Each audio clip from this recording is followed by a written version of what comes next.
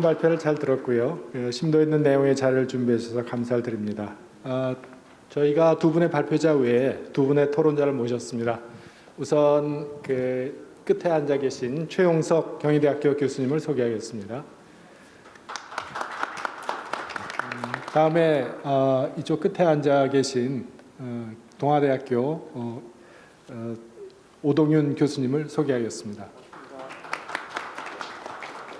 예, 그러면 저희가 준비된 지정 토론자 우선 최용석 교수님과 오동윤 교수님의 지정된 토론을 각각 5분씩 듣고 국민 의견을 조사한 자유 토론이 준비되어 있습니다. 그 부분에 대해서 또 진행을 하도록 하겠습니다. 최 박사님 부탁드리겠습니다. 들리시나요?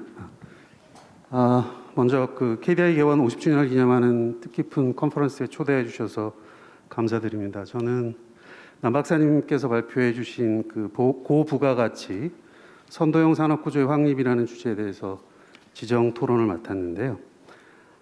이미 들으셨다시피 남 박사님께서는 한국의 산업구조가 현재 어떤 문제점들을 가지고 있고 이것을 극복하기 위해서 우리 산업이 어떠한 비전을 추구해야 되고 그 비전을 추구하기 위해서는 어떠한 정책 전략들을 마련해야 되는가에 대해서 설명을 해주셨습니다.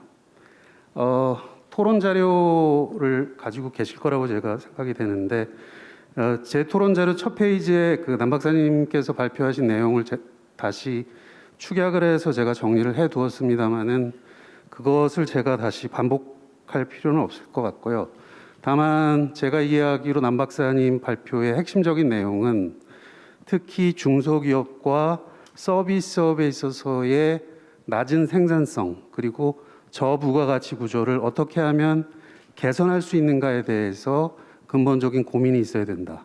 그리고 그것은 인공지능이라든가 빅데이터 등으로 대표되는 혁신 기술을 도입하고 활용함으로써 가능할 것이다 라고 말씀하신 것으로 이해할 수 있을 것 같습니다. 아마도 여기 계신 모든 분들께서 그 점에 대해서는 저뿐만 아니라 모든 분들께서 동의하시리라고 생각이 들고요. 저는 오늘 이런 남 박사님의 견해에 대해서 그것을 조금 더 지지할 수 있는 몇 가지 서포팅 에비던스를 좀 제시함으로써 제 토론에 가름하고자 합니다. 토론 자료를 보시면 3페이지에 제가 파워포인트를 작성을 해가지고 왔는데 3페이지를 보시면 작년 8월에 OECD 한국경제보고서에 나와 있는 그래프를 제가 하나 인용을 했는데요. 이 그래프의 왼쪽 그래프를 보시면 전체 산업을 ICT 제조업 그리고 BICT 제조업 그리고 서비스업도 마찬가지로 ICT 서비스업과 BICT 서비스업으로 나누어서 산업 전체의 생산성에 대비한 이 각 섹터별 생산성을 한국과 OECD 각 국가별로 이렇게 비교하고 있는 표가 있습니다. 여기서 보시는 바와 같이 제조업의 경우에는 ICT 제조업이든 BICT 제조업이든 한국의 상대적 생산성이 여타 OECD 국가들에 비해서 높은 수준이라는 것을 알 수가 있고 서비스업에 있어서는 ICT 서비스업이든 BICT 서비스업이든 모두 OECD 국가들에 비해서 상대적인 생산성이 낮은 수준이라는 것을 알 수가 있는 것이죠. 남 박사님께서도 이미 강조를 하신 걸로 제가 기억을 하는데요. 제가 이 OECD 보고서의 그래프로부터 말씀드리고자 하는 것은 우리가 흔히 그리고 남 박사님께서도 강조하신 인공지능이라든가 빅데이터 또 클라우드 컴퓨팅과 같이 최근 강조되고 있는 고부가가치 핵심 기술들이 바로 이 ICT 서비스 산업에 해당한다는 것입니다.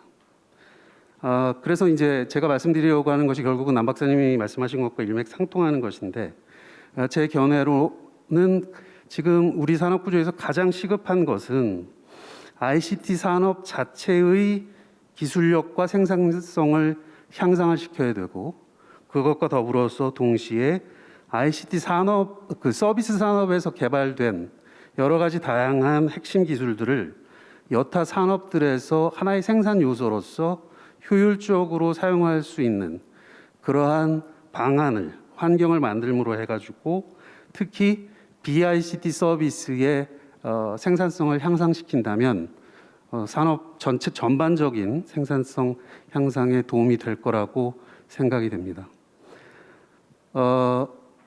제가 1분 남았나요? 네.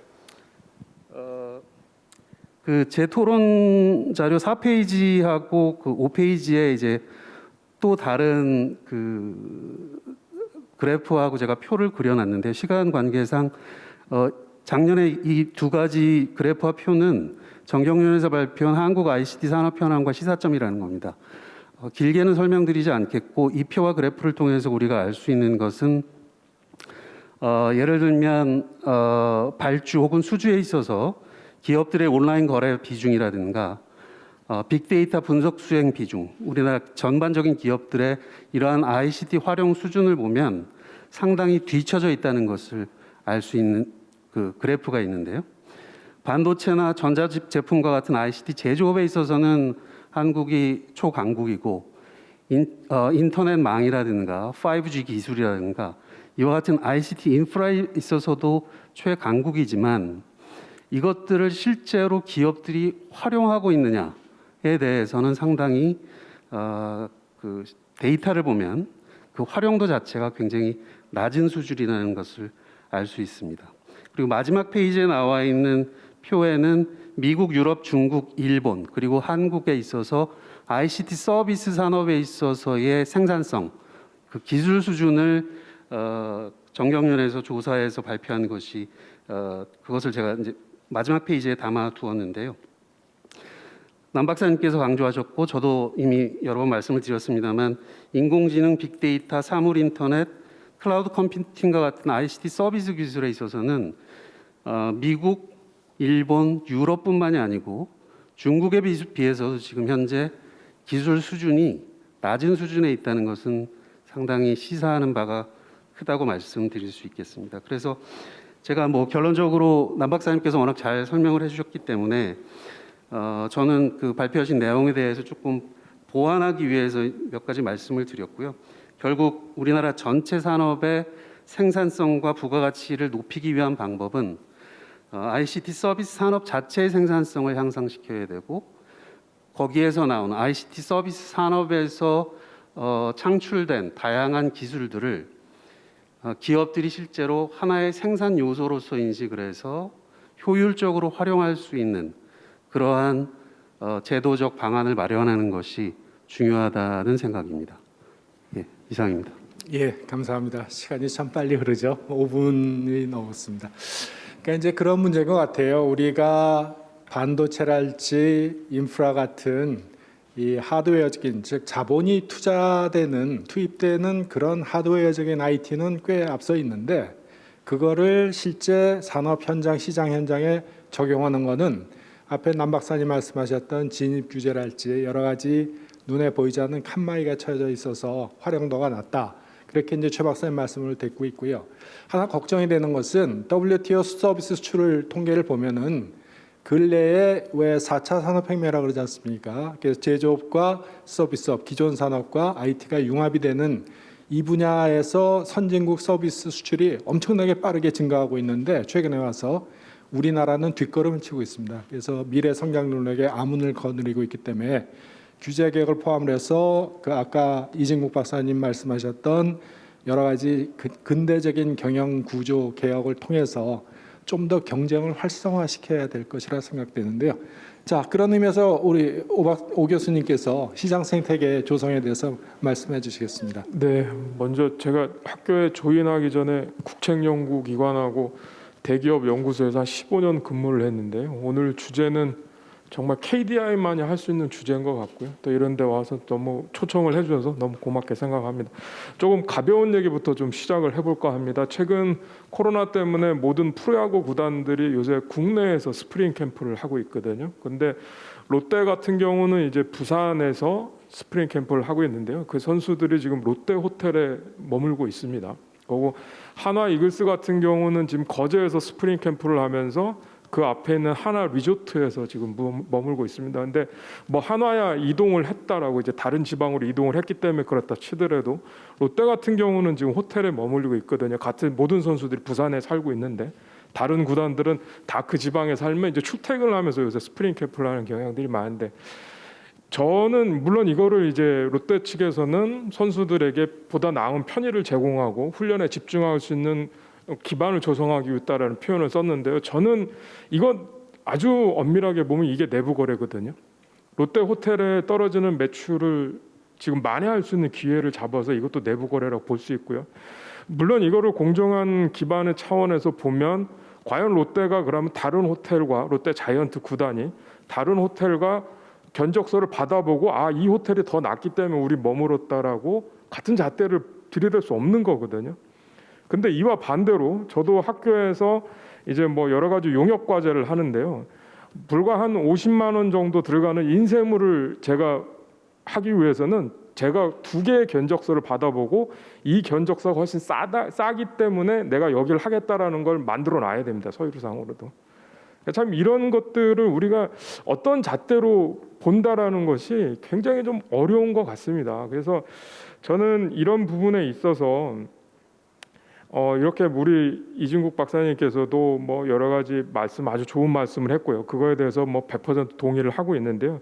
저는 그거를 좀 한마디로 저만의 워딩으로 바꿔보면 최소한의 규제를 해야 되는데 그러나 매우 강력해야 된다라는 표현을 쓰고 싶습니다. 그래서 이 규제가 없을 수는 없고요. 근데 이 최소한의 규제를 하는 게 과연 원칙이 뭐가 있어야 될까라는 측면에서 저는 사익 편취는 절대 돼서는 안 되겠다라는 거. 그리고 이런 것들이 불법 승계와 연관돼서는 안 되겠다라는 이런 커다란 2가지 원칙 하에서만이 적용이 돼야 되고요. 공정거래 기능 같은 경우도 이런 쪽에 좀 포커스를 맞춰줘야 되지 않을까라고 생각을 하고 있습니다. 지금 제가 말씀드렸던 요거에 대한 연장선상에서 저는 이런 표현을 쓰겠습니다. 우리가 앞으로 한국 경제의 이런 여러 가지 특수성, 아까 2분의 발표자가 이미 다 말씀을 했는데요. 특수성을 감안할 때 우리가 대기업이 해야 되는 그 순기능에 대해서는 분명히 우리가 도와줘야 될 필요가 있다고 보고 있습니다. 그렇지만 재벌이 하는 역기능 이거에 대해서는 강력한 억제가 좀 필요한 것 같습니다. 여기서의 재벌은 뭐 이중국 박사님 말씀했던 그런 정의와 같은 개념이고요. 저는 여기서 이제 오늘 주제가 이제 What is Next라는 주제이기 때문에 여기서 우리가 한 가지 고민을 해봐야 될 문제를 조금 도전적으로 던져드리고 싶습니다. 우리가 이제까지 대중소기업 간의 문제에 있어서는 아주 쉬운 표현을 쓰겠습니다. 우리 국민들 입장에서 봤을 때는 피하 식별이 너무 확실했습니다. 대기업은 나쁜 사람들, 중소기업은 도와줘야 될 사람들. 따라서 대기업 너희들은 조금 양보를 해라. 뭐 이런 사회적 인식과 이런 것 때문에 우리가 해결 방법을 찾아갔던 과정이 있는데요. 우리가 여기서 정말 한 가지 놓치고 가는 게 있습니다. 제 토론문에도 있지만은 우리나라 제조 중소기업을 기준으로 봐서 이분들의 판로가 100이라는 걸 기준으로 내수가 90%고요. 아주 간단하게 표현한 겁니다. 수출이 10%입니다. 그리고 내수를 다시 100으로 나눠서 봤을 때 다른 기업에 납품하는 것이 거의 절대 다수를 차지하고 있는데 이 다른 기업에 납품하는 것을 보면 토론 자료에 있는데요. 대기업에 납품하는 것은 29%밖에 되지 않고요. 중소기업에 납품하는 것이 55%가 되고 있습니다. 제가 이 문제를 도전적으로 여러분에게 드리는 이유는 우리가 피하 식별이 확실한 상황에서 대중소 동반 성장의 문제, 상생 협력의 문제를 해결하고 났을 때 이것이 이제 하방하기 시작할 거거든요. 내려가기 시작할 거거든요. 과연 중중 간에 더 많은 거래가 존재하고 있는 한국의 이런 산업 구조와 경제 구조를 감안했을 때 우리가 지금 대중소기업의 이런 기준들을 다 적용할 수 있겠느냐. 아마 저는 이런 문제에 있어서 한국이 굉장한 혼란과 어려움에 빠지지 않을까라는 걱정을 좀 하고 있습니다. 그래서 이런 것까지도 우리가 조금 염두에 두고 과연 우리가 어떤 대안을 찾을지 진지한 고민이 이제부터 또 시작되지 않을까 그렇게 생각하고 있습니다. 네, 토론 말씀 감사합니다. 그러니까 그 말씀 참 좋으세요. 대기업은 나쁜 거고 중소기업은 좋은 것이고 이렇게 이분법적으로 나누지 말고 대기업이 됐건 중소기업이 됐건 공정한 시장 경제에 어긋나는 것은 누구라도 바로잡도록 하자. 그렇게 하고요. 또 하나는 그런 문제도 있는 것 같습니다. 아까 지금 납품 문제나 내부 거래 문제가 있었는데 그럴수록 우리가 외부 개방화를 확대를 시켜서 해외와의 경쟁에 노출을 시켜서 그래서 내부 거래가 왜 일어나겠어요? 장래 좋은 기업을 우리 자식이나 손주한테 먼저 이걸 줘야겠다. 그리고 나머지 주변은 가지 정리를 하고 그런 사익 편취 문제에서 나오기 때문에 그런 문제가 나오지 않도록 하기 위해서는 해외 경제에 노출을 시켜서 개방화를 할수록 그런 불법적인 요소가 많이 줄어들 것이다 하는 생각이고요. 자, 그러면은 저희가 이번 토론에서는요, 좀 색다른 재밌는 세션을 도입을 했는데 시간 제약상 많이 소개를 못해드려 죄송합니다. 지난 1월 26일부터 2월 3일까지 저희 KDI의 그 관계를 갖고 계신 분들께 국민 의견 조사를 해서 크게 질문을 2개를 드렸습니다. 미래 한국을 이끌 핵심 산업은 무엇이라고 보는가? 거기에 대해서 의견들을 받았고요. 다음에 2번째는 재벌 개혁을 위한 끊임없이 그동안의 시도가 있었는데 왜 이게 작동이 잘 안 되는 것이냐? 성과가 부족한 것이냐? 했는데 그 앞에 첫 번째 질문에 대해서는 답들이요. 자율주행이랄지 AI랄지 빅데이터, 헬스케어, 반도체, 전기수소차, 친환경 에너지 등등등 해서 아까 그 남 박사님께서 처음에 발제를 하실 때 나왔던 의견하고 상당 부분 오버랩이 됩니다. 심지어는 이제 거기에 더 나아가서 내용적으로 들어갔을 때 최 박사님께서 말씀하신 것처럼 IT 분야에 대한 활용도가 우리가 상당히 떨어진다. 이 부분을 더 개선을 해야 우리가 생산성이 올라가지 않겠는가. 그렇게 이제 미래 핵심 산업 내지는 그 안에 메타 부분까지 들어가서 답을 좀 드릴 수 있을 거라 생각되고요. 2번째 이제 재벌 개혁한 끊임없는 시도가 왜 잘 안 되느냐. 이것도 상당 부분 이제 답이 이미 나와졌습니다. 예를 들어서 전문 경영 저희가 물어봤을 때 나온 답들이 전문 경영인들이 책임 경영을 할 수 있도록 환경을 구축해주고 성공 사례를 만들어줘야 될 거 아니냐. 그 다음에 이제 뼈 아픈 얘기입니다. 창업자 및 가족 중심의 대물림 경영 문화에 대한 인식이 변화가 좀 됐으면 좋겠다. 근데 여기는 시장이고 산업이고 비즈니스이기 때문에 그렇게 하지 않으면 손해가 일어나는 형태로 여러 가지 제도적인 세팅을 만들어주는 것이 정부와 우리 사회가 해야 될 일이라고 생각이 됩니다. 자, 이상의 얘기에 대해서 혹시 이진국 박사님이나 아니면 남창호 박사님께서 좀 더 보완을 해주시고 싶은 말씀이 있으신가요? 없으세요? 네. 오 교수님하고 최 교수님도 뭐 좀 더. 네. 제가 일전에요. 시간이 우리가 오반됐지만 요 말씀 드리겠습니다. 제가 일전에 우리 가산 디지털 밸리라고 그러죠. 구로 공단이 이제 가산 디지털 밸리로 탈바꿈을 한 역시 또 한국적인 현상인데 거기에 있는 재창업까지 끝나고 이제 3창업을 준비하고 계신 아주 유능한 카이스트 출신 여성 CEO를 만나 뵀어요. 그분 얘기가 그분이 만들어서 이제 M&A를 기업을 파는 거죠. 그분은 상품이 제품이 아니라 기업이 상품이 그분의 벤처 기업이 상품인데 그 소프트웨어를 만들어서 대기업한테 판매를 하는데 그분 말씀이 우리 대기업한테 안 판대요. 제가 깜짝 놀라가지고 그러면은 어디에다 하나요? 그랬더니 해외 판매를 하는데 우리나라보다 2배 내지는 3배 가격을 받을 수가 있습니다. 우리 대기업들은 네가 나한테 안 팔면 어디 가겠느냐. 그래서 후려치기가 된대요. 그래서 제가 그러면은 우리 대기업들은 어떡하냐고 그랬더니 그분 시각은 그분들이 가격 후려치는 건 어떡합니까? 그게 시장 경제 아니겠습니까? 그래서 우리가 좀 더 투명하고 그다음에 근대적인 규범에 맞을 때 서로가 상생할 수 있는 구조가 되지 않을까 하는 생각으로 하고요.